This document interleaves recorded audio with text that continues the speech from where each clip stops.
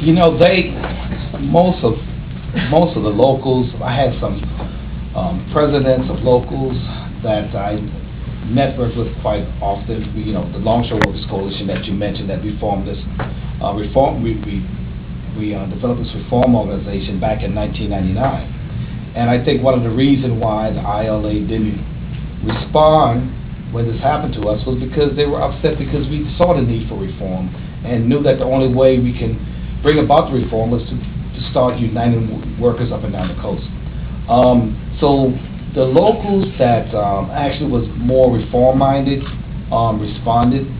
The ILA sent out a letter early on that was sort of like discouraging people from going into their treasuries. You can't go into your treasuries to support these guys, which was not true, but that's what they did. And so they were sort of like suppressed, so to speak, and could not respond in the way they would want to respond, because they were looking for direction from the international, and they're afraid to go against the international on issues like this.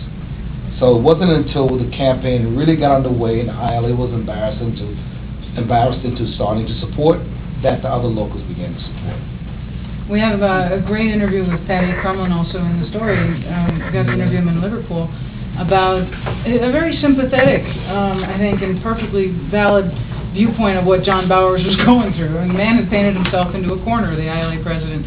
He didn't want to support this local because it was the home of the renegades and the reformers, who he considered traitors.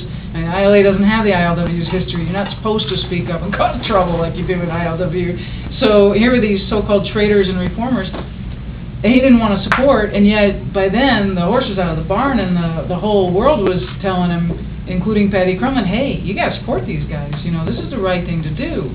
And so he kind of tells that story of the fix that Bowers was in, because by supporting them, did he also support the Longshore Workers Coalition, right? And isn't that a fix for John Bowers? So it was really quite interesting, and I think we nailed it, because you mentioned the Maritime Union. They just bought 500 books, so I think we did something right by portraying that. So, but it was an interesting corner he was in. And then he had to, and it was only through grassroots pressure, really, that he had to get off the dime and support the union.